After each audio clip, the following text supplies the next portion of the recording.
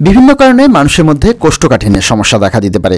বিশেষ করে অনিয়ন্ত্রিত খাদ্যাভ্যাস ও বাজে লাইফস্টাইলই হলো বিশেষ দুটি কারণ। কখনো কখনো কোনো ওষুধের পার্শ্ব প্রতিক্রিয়া হিসেবেও এই সমস্যা দেখা যায়। এটি হলে অবশ্যই আপনার চিকিৎসকের পরামর্শ নিন। তবে 90% ক্ষেত্রেই খাদ্যাভ্যাসের পরিবর্তন মানে সাধারণ কয়েকটি খাবার অন্তর্ভুক্তি করা ও বিশেষ কয়েকটি খাবার তালিকা থেকে বাদ দিলেই কোষ্ঠকাঠিন্যের সমস্যা থেকে চিরতরে মুক্তি পেতে পারেন। প্রথমেই দেখে নেওয়া যাক কি কি খাবার দাবার আপনাকে এই কোষ্ঠকাঠিন্যের সমস্যা থেকে মুক্তি দেবে এবং আপনি সেগুলো কিভাবে খাবেন।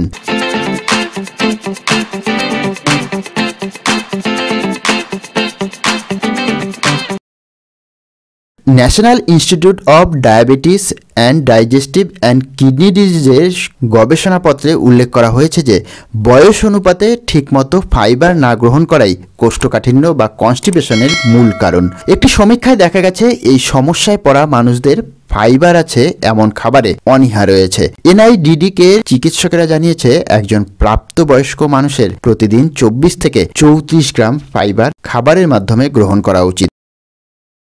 খাবার দাবারের ব্যাপারে প্রথমেই বলতে হয় পর্যাপ্ত পরিমাণে জল পান করে শরীরকে হাইড্রেট রাখুন। কোষ্ঠকাঠিন্যের প্রধান কারণ হলো জল কম খাওয়া। সারাদিন ঠিকমতো জল পান করলে, বিশেষ করে ঘুম থেকে উঠেই সামান্য উষ্ণ গরম জল পান করলে আপনি এই সমস্যা থেকে চিরতরে মুক্তি পেতে পারেন। নিয়মিত টক দই খেলে আপনি কোষ্ঠকাঠিন্যের সমস্যা থেকে মুক্তি পাবেন। টক দইয়ে রয়েছে উপকারী ব্যাকটেরিয়া, তাই টক দই খেলে আপনার হজম ভালো হবে, পেটের স্বাস্থ্য ভালো থাকবে, এমনকি অনেক পুরাতন কোষ্ঠকাঠিন্যের সমস্যাও চিরতরে মিটে যেতে পারে। ওটস একটি অত্যন্ত ফাইবার সমৃদ্ধ খাবার। ওটসের মধ্যে দ্রবণীয় এবং অদ্রবণীয় দুই ধরনের ফাইবারই রয়েছে। রোজকার খাদ্য তালিকায় আপনি ওটস রাখতে পারলে খুব সহজেই এই সমস্যা থেকে মুক্তি পাবেন। ওটস আপনি ব্রেকফাস্টে চিল্লা, বিভিন্ন ধরনের সবজি দিয়ে পোহা, খিচুড়ি হিসেবে খেলে বিশেষ উপকার পাবেন। বেশি উপকার পেতে হলে সকালের ব্রেকফাস্টে দই দিয়ে ওভারনাইট ভিজিয়ে খেতে পারেন।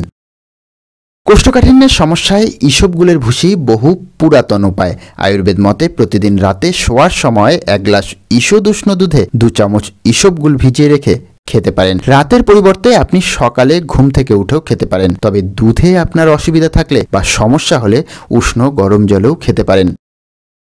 প্রায় সব ধরনের শাকসবজি কোষ্ঠকাঠিন্যের সমস্যায় উপকারী। শাকসবজি খাওয়ার অভ্যেস যাদের রয়েছে তাদের সাধারণত এই সমস্যা দেখা যায় না। বিভিন্ন ধরনের শাক, ফুলকপি, বাঁধাকপি, ব্রোকলি, বিট, গাজর অবশ্যই খেতে পারেন। কোষ্ঠকাঠিন্যের সমস্যায় লাউয়ের কথা বিশেষভাবে উল্লেখযোগ্য। লাউয়ে প্রচুর পরিমাণে জল রয়েছে। লাউয়ে ক্যালোরি কম কিন্তু ডায়েটরি ফাইবার বেশি থাকে, তাই লাউ এই ব্যাপারে বিশেষভাবে উপকারী।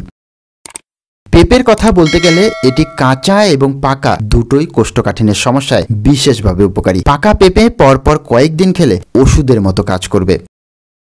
গবেষণায় দেখা গেছে ভিটামিন সি কম খেলে ছোটদের মধ্যে কোষ্ঠকাঠিন্যের সমস্যা দেখা দেয়। সেই সঙ্গে ফোলেট ও ম্যাগনেসিয়াম সমৃদ্ধ খাবার দাবারও দিন। তাই টক জাতীয় ফল, পুদিনা পাতা, পার্সলে পাতা খাওয়াতে পারেন। বড়রা যে কোনো ধরনের লেবু নিয়মিত খান। এর মধ্যে পাতিলেবুর রস 1 গ্লাস হালকা গরম জলে মিশিয়েও খেতে পারেন।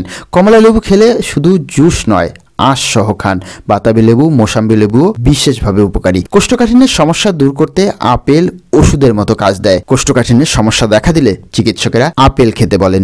আপেলে রয়েছে প্রচুর পরিমাণে ফাইবার, এই জন্য আপনি রোজ 1টি বা 2টি আপেল খেতেই পারেন। আপেলের পাশাপাশি পাকা পেঁপে, নাশপাতি, আঙুর, ব্ল্যাকবেরি, খেজুর এবং আলু বখরাও কোষ্ঠকাঠিন্যের সমস্যায় বিশেষভাবে উপকারী।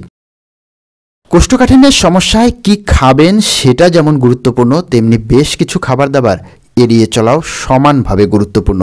যারা কোষ্ঠকাঠিন্যের সমস্যা এড়াতে চান তারা প্রথমেও জাঙ্ক ফুড এড়িয়ে চলুন। অতিরিক্ত ভাজাভুজি, ফাস্টফুডের যে কোনো দোকান, রেস্টুরেন্টের খাবারের কথা একেবারে ভুলে যান। শুধু বাইরের খাবার নয়, বাড়িতেও ময়দার তৈরি খাবার এড়িয়ে চলতে হবে। মোমো, চাউমিন, লুচি, পরোটা তো বটেই, অতিরিক্ত বিস্কুট, ব্রেড, কেক খেলেও কোষ্ঠকাঠিন্যের সমস্যা দেখা দেয়। শীতের মরশুমে অনেকেই বেশি বেশি করে চা কফি খান। অতিরিক্ত চা কফি পান করাও কোষ্ঠকাঠিন্য ডেকে আনতে পারে। এতে থাকা ক্যাফাইন বিষের মতো কাজ করে। অতিরিক্ত চিনি বা চিনিযুক্ত খাবারেও কোষ্ঠকাঠিন্যের সমস্যা বাড়ায়। তাই অতিরিক্ত মিষ্টি, মিষ্টিযুক্ত খাবার এবং অতিরিক্ত চা কফি এড়িয়ে চলুন। অতিরিক্ত মাংস কনস্টিপেশনের সমস্যা বাড়ায়। মাংস খেলে তাতে সবজি যোগ করে খান। পেঁপে, গাজর, ক্যাপসিকাম, বিন যোগ করে স্টু বানিয়ে খেতে পারেন। এতে অতিরিক্ত মশলা যোগ করবেন না। পেঁয়াজ রসুনকে মশলা দিয়ে না কষিয়ে বা ভেজে স্টু এর মধ্যে সেদ্ধ অবস্থায় খেলে বেশি উপকার পাবেন। অতিরিক্ত মদ্যপানও শরীরকে ডিহাইড্রেট করে কোষ্ঠকাঠিন্যের সমস্যা বাড়ায়। তাই অতিরিক্ত মদ্যপান থেকে বিরত থাকার চেষ্টা করুন।